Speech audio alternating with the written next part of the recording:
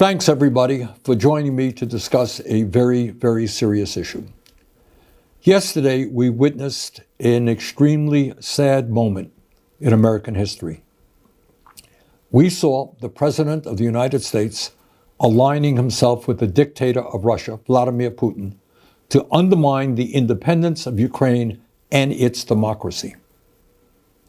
Let's be clear. Trump is showing us that he sees one of the world's most brutal dictators as his friend and our longtime democratic allies in Europe as his enemies. He wants a world that is safe for authoritarians and oligarchs, but extremely dangerous for democracies. It will not surprise you when I tell you that Trump is lying, as he so often does.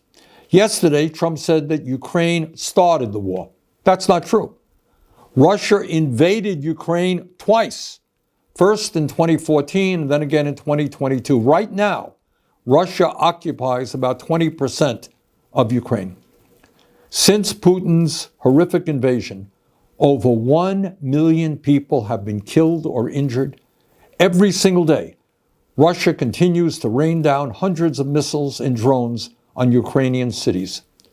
Putin's forces have massacred civilians and kidnapped thousands of Ukrainian children, bringing them back to Russian re-education camps. These atrocities led the International Criminal Court to issue an arrest warrant for Putin in 2023 as a war criminal. Further, Trump called Ukrainian President Zelensky a dictator. That's not true either. Zelensky won 75% of the vote in free elections. In fact, his approval rating is higher than Trump's. In the midst of a brutal war, Ukraine's parliament continues to function and free and unfettered political debate takes place. Trump claimed that our European allies have done little to support Ukraine in its fight against Putin's invasion. He said the United States has contributed 3 times more than Europe. But that's another lie. In fact, Europe has provided more aid to Ukraine than the United States. But it's not just that Trump is lying again. That's not new. It's what this all reveals about where he wants to take our country, and in fact, the entire world. Trump is cozying up to Vladimir Putin.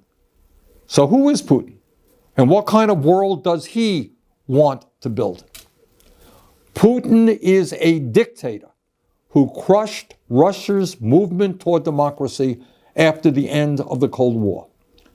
Russia holds sham elections every 6 years where Putin wins 90% of the vote, and authorities don't even try to hide their ballot stuffing. There is no freedom of speech or free media in Putin's Russia. Protests are violently suppressed. Tens of thousands of people are in prison for protesting Russia's invasion of Ukraine. Political dissidents are harassed or thrown into jail. The bravest, people like Alexei Navalny, are killed outright. Hundreds of thousands of Russians have fled Putin's brutal regime since his invasion of Ukraine. But Putin has maintained control in his country by offering Russia's oligarchs a simple deal.